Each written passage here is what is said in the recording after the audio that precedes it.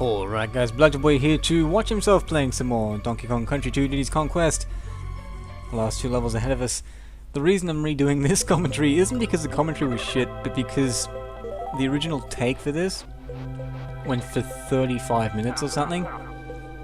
And it's not like this is the final episode. So I wanted to redo it. And, like the commentary just ended up being just me waffling on about stuff. There wasn't that much structure to it, so I decided to redo this. I think I've left the deaths for this level in. Maybe I have, maybe I haven't. But the boss fight, I cut all the deaths out. You'll see when I finish this level. You'll see the life thing come up, how many lives I have, and then you'll see where I've cut it. Because I cut it where where it goes to black, to quote-unquote hide the fact that I cut it, even though I'm telling you right now. But you'll see the difference in the number of lives from when I finish this level to when I start the boss fight. That's how many fucking times I died trying to do this. It was ridiculous. So I cut them all out. I might include a montage of them at the end, because unlike last time where I died in the same way, kept getting hit by the eggs, I actually died in a multitude of ways this time. But and the commentary was just me getting angry at the thing. I was swearing and going off my fucking head because it was getting to me. It was fucking with my head and I didn't like it, so I've cut it out. But yeah, gender politics is what I was talking about last time, and I wanted to continue that discussion. I mentioned some elements of language last time, talked about like jokes and stuff, and I mentioned this magazine that had this gender this issue on sexist jokes. And, you know, if you laugh at sexist jokes, you're more likely to laugh at you're more likely to be more accepting of sexual assault or something like that. Another thing that I forgot to mention, it said it had the parodic satirical joke. The satirical knock joke. How many? Oh, not a knock joke. The light bulb joke. How many feminists does it take to change a light bulb? And their answer was, "That's not funny." The reason I got hit there and went past him, by the way, just then on the screen, is because that bird that you saw. If you don't do that, you have to race him. You'd normally have to race him, and racing him and trying to get all the shit in this level, the DK coin, that is hard. Racing him alone is pretty fucking hard, let alone trying to get all the stuff. And I didn't want to do this in 2 runs, so there's a glitch you can do where you hurt yourself and then fly past him, and if you're invincible while you're flying past him, it doesn't activate the race. It allows me to go through this at a much calmer pace. So yeah, if you want to bash me for that, go ahead. Seriously, it's annoying. It'd just be more stuff to cut, really. I think had I not done that there, had I not disabled that race, and had I not cut all the things out from the boss fight and this level will be 2 separate episodes, probably half an hour each. Because also, it's not just the boss fight, you gotta also have the credits at the end, and they go for like at least 5 minutes. Because you can't, excuse me, you can't skip them. So yeah, this episode's long enough with the stuff cut out. Going back to what I was saying, so you got the satirical knock joke. Keep saying knock joke. It's not a knock joke. Knock, who's there? Sexism! KAPOW! That's just not funny. You got the satirical light bulb joke. How many feminists does it take to change a light bulb? Answer, that's not funny. But it occurred to me, feminists aren't a gender. You don't choose to be a woman, but you do choose to be a feminist, right? Yeah. It's not really a matter of I was born a feminist. No, you were not. You've done research on the issues and you have chosen. Assuming that we're not living in a deterministic. See the number. It went from 28 to 10. 18 deaths.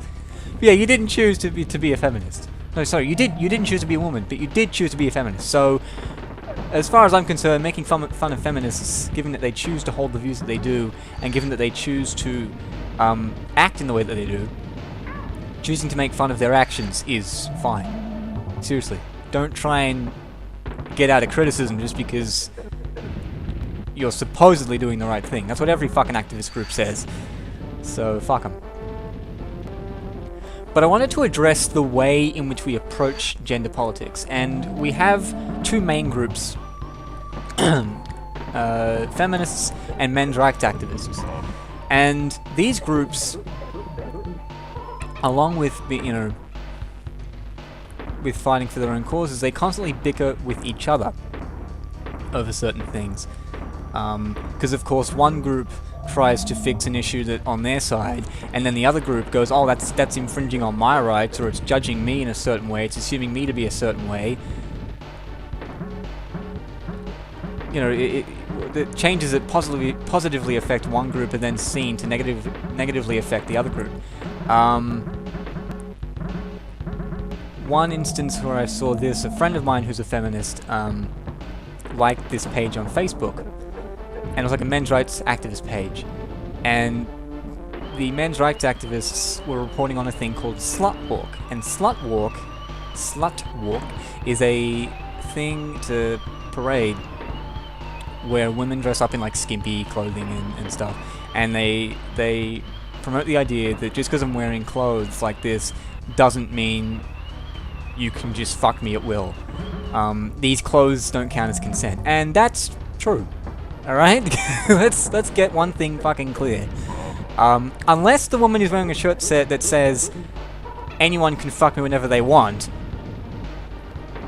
my vagina is open to all, you don't really have much reason to assume that just because she's wearing so-called skimpy clothing or slutty clothing, whatever you want to call it, means that she will fuck you, or that she will let you fuck her, or whatever. Doesn't work that way. But these men's rights activists were going, yeah, women walking around in skimpy clothing, that's totally going to promote this cause.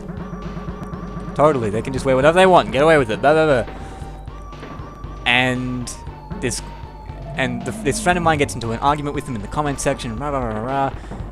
And in that comment section was a list posted by one of the men's rights activists of why I need men's rights activism. There's a popular thing on feminist pages, people holding up signs or posting things saying, I need feminism because blah blah blah. Like, I need feminism for equal pay for equal work. I need feminism because I need protection from sexual assault, blah blah blah blah blah. This guy did the same thing but for men's rights activism, and he listed 44 reasons why we need men's rights activism. I went through them all and just thought about them and wondered which ones were valid, which ones were valid, and which ones weren't. At a glance, 19 of the 44 were valid. That's not even 50%, so that to me indicates that these groups are very much built out of A, ignorance, and B, self-interest. And the other thing that gets me about them being built for self-interest is because it's quite apparent that most feminists are women and most men's rights activists are men. They're fighting for themselves. It's obvious, right? And to me, the solution to this will not happen, by the way. It will never happen. Don't dream of it happening. It will not happen. We are too egocentric as a species, and I think this is what's going to lead to our extinction or our downfall, is we are too self-centered. We're too ego-motivated. We are too protective of ourselves. We're going to die out because of it. I seriously think so. Maybe not now, but in a very long time. I think that the cause of our extinction could very well be just that we're too egocentric. But to avoid this egocentrism, I thought, why don't these groups come together and just fight for human rights overall?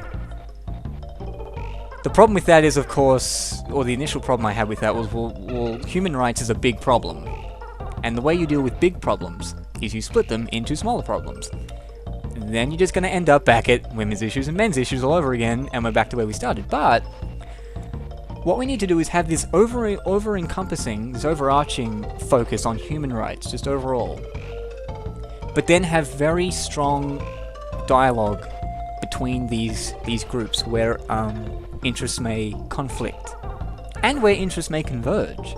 Because a friend of mine said to me that a lot of men's issues are also women's issues, and I said in response to that, a lot of women's issues are also men's issues.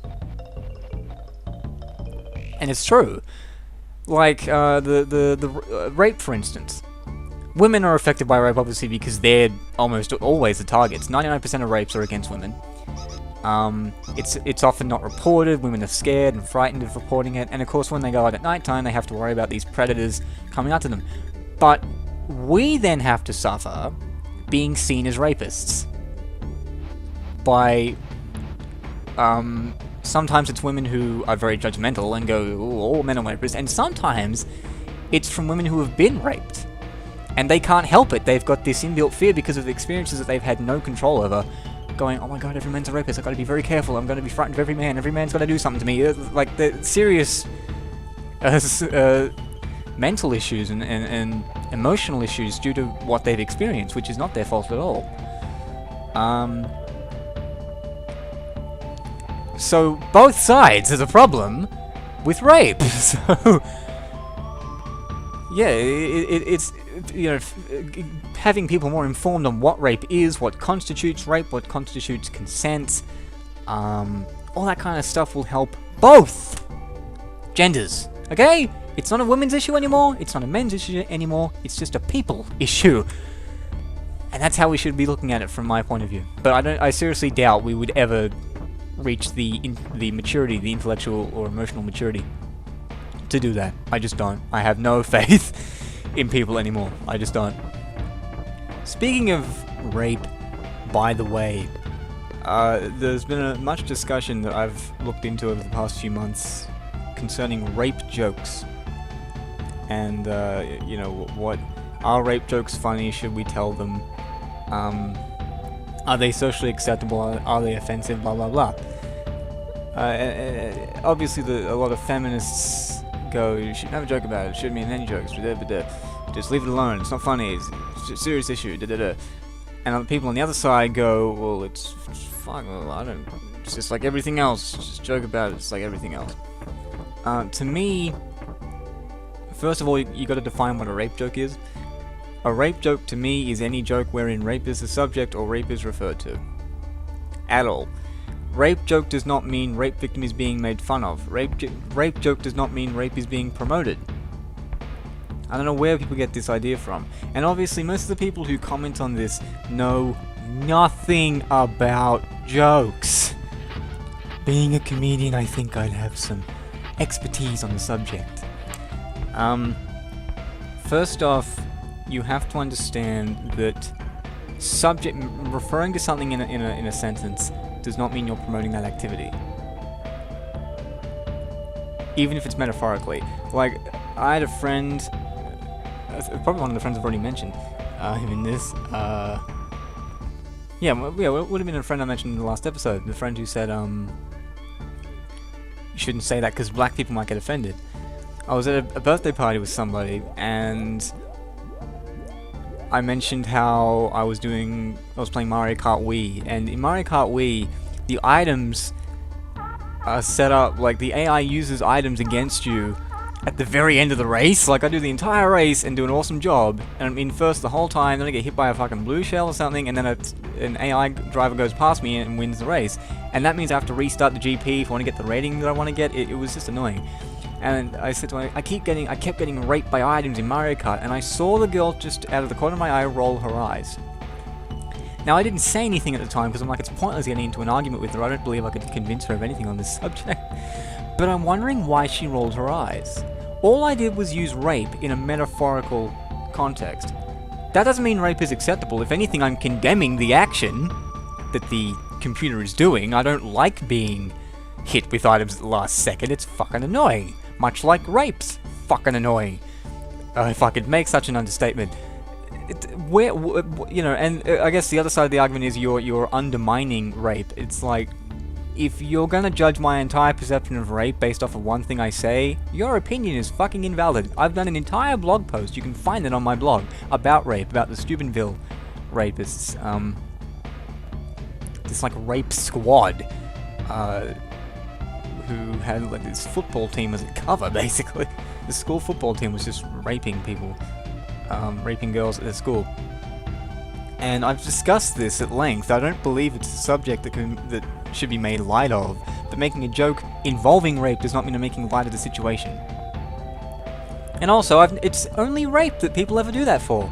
If I say I got massacred in Call of Duty, you wouldn't be on my case saying, oh, that's offensive to people who know victims of massacres and genocide. Or if I say I committed genocide in Grand Theft Auto, you're not going to get on my case about that. It's only rape. Which is why I hate this egocentric view. Feminists only give a fuck about women's issues. They don't give a fuck about genocide, they don't give a fuck about massacres, and all they give a fuck about is rape. Apparently. It's ridiculous. I should be able to refer to anything in a metaphorical context. Seriously. Doesn't mean I'm promoting it. Nor does it mean I'm undermining it based on one thing I say. And of course, jokes that involve the subject more directly, that are about rape itself, not metaphorically, then you run into danger zones. But I mean, the proof for me that rape jokes can not only be acceptable, but can be hilarious and pushing the right point of view. There was a hashtag on Twitter a while back called safety tips for ladies, or something like that. Hashtag safety tips for ladies. And they had a whole bunch. I'll go look them up for you. I'll go on the computer. Hashtag safety tips for ladies. And it was basically making fun of all these stupid things that say women have to protect themselves from rape, rather than the more logical view that rapists have to stop raping. You know, it puts the responsibility in the women's hands.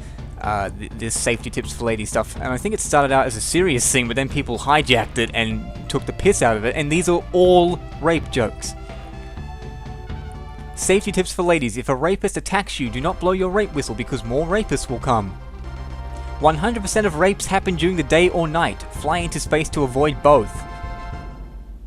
Since rape can happen to anyone, consider being a banana. See what I mean? I've made a few of them myself, like become a rapist. When have you ever heard of a rapist raping another rapist except inside of prison? Exactly. Or rape yourself. If you're gonna be raped, you might as well do it the way you want to do it. See, those are all rape jokes, but there's nothing wrong with them. Ain't nothing wrong with those rape jokes. Because rape is being made fun of. Right? If you're making fun of a rape victim for being raped, then there's a fucking problem. But there's no problem with making fun of rape itself, making fun of rapists, and those are rape jokes. So learn about what fucking jokes are, and what subject matter is, and what satire is, before you start taking the piss, or before you start criticizing rape jokes. Otherwise, I will come to your house, and tie you to your bed, and rip your clothes off, and give you a goddamn good talking to, okay? So that's all for me. I hope the video will extend far enough, because I've kind of... Oh no, I can keep talking because I'll put the montage. That's right, montage. The montage of deaths. All deaths. So yeah, hopefully next time we'll be able to play the game and talk at the same time. And I'll catch you guys later.